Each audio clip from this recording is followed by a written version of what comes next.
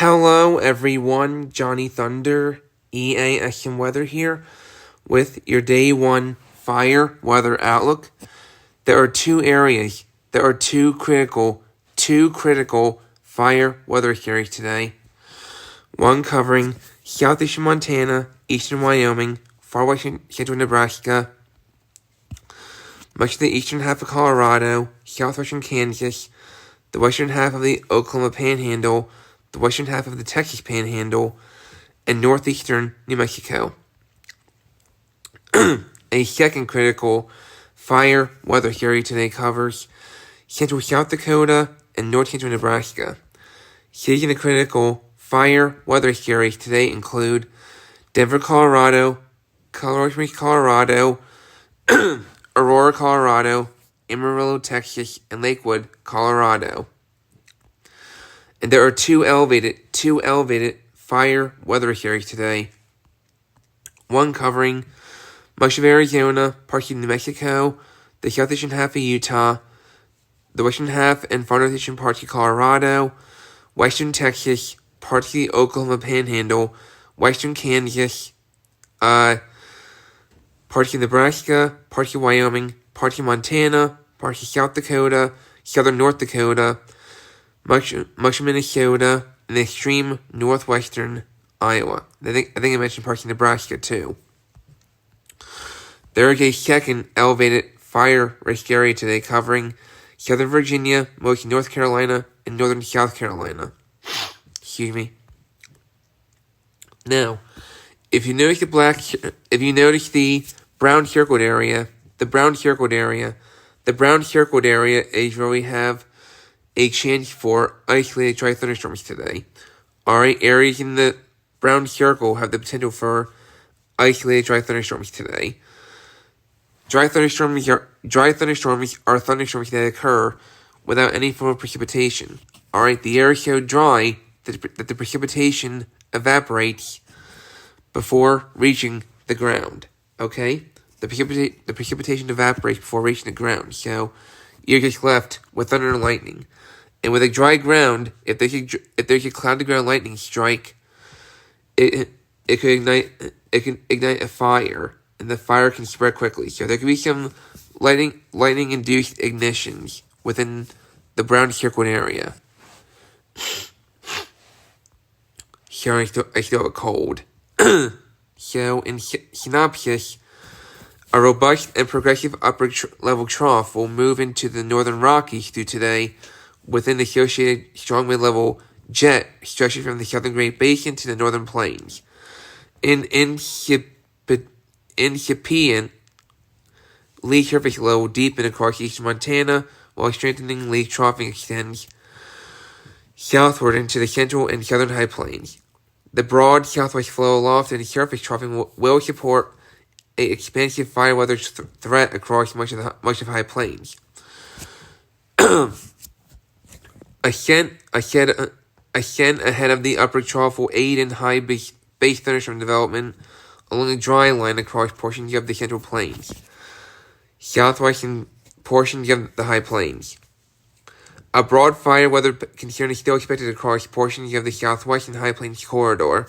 The approaching mid-level trough and related jet, along with strengthening lee troughing amid dry and breezy conditions, will promote critical fire weather conditions across much of the high plains, with a more expansive elevated fire weather concern into the northern high plains and upper Midwest. The strongest southwest winds of 25 to 30 miles per hour will be focused across Wyoming and southeast Montana. More coincident of the mid-level jet max. Southwest winds of 20 to 25 miles per hour along the central and southern high plains are expected by this afternoon, while downslope trajectories yield single-digit relative humidity values atop very dry and still dormant fuels. Critical fire weather conditions were maintained for this region with a locally extremely critical fire weather threat, including 30-plus mile per hour winds, with higher gusts possible in favored terrain gaps of the Colorado Front Range. North central Nebraska and central South Dakota. Increasing increasing southerly winds approaching 30 miles per hour by mid-afternoon, attributed to a deepening surface trough, are expected across portions of northeast Sand Hills northward into central South Dakota. The late boundary layer moisture return should result in critically low relative humidity of 10 to 15% by peak afternoon heating. These conditions, combined with very receptive fuels, will promote several hours of critical fire weather conditions through the early afternoon. Initial influx of thunderstorms could produce strong to locally severe wind gusts late this afternoon, before improving conditions, including the potential for wetting rains move into the area this evening. Far southwestern South Dakota, western Nebraska, far eastern Colorado, and western Kansas. Isolated high-base thunderstorms are possible this afternoon across portions of the Central Plains, stretching southward from southwestern South Dakota almost to the Oklahoma Panhandle. The incoming upper trough and associated ascent and convergence along the dry line should allow for isolated thunderstorms to develop by early afternoon. Deeper boundary layer moisture will reside across the southern plains with precipitable water values of 0.50 to 0 inches to 0.70 inches just east of the dry line, supporting only minimal precipitation as thunderstorms propagate eastward through the evening. Isolated dry thunderstorm highlights were extended farther south into far southeastern Colorado and western Kansas based on latest forecast guidance. Piedmont and portions of the Mid-Atlantic. West to southwest winds ahead of a cold front will affect portions of the Mid-Atlantic and Piedmont today, where fuels remain critically dry. Wind speeds of 10 to 15 miles per hour along with relative humidity falling into 20-25% during the afternoon will yield elevated fire weather concerns for southern Virginia, much of North Carolina, and northern South Carolina. An embedded mid-level wave within broader northwest flow and modest 850 millibar northwest winds will enhance downslope drying in the lee of the Blue Ridge Mountains in western North Carolina, resulting in relative humidity of around 15% in some areas by peak afternoon heating. So, that's your day one fire weather outlook. Stay safe and vigilant in these areas today. If I were you, I would gather supplies immediately, such as food, water, clothing, toiletries, medical supplies, a flashlight, a cell phone, phone chargers, extra batteries, and a battery-powered radio in the event that you need to evacuate on a moment's notice, because fires can start to spread quickly.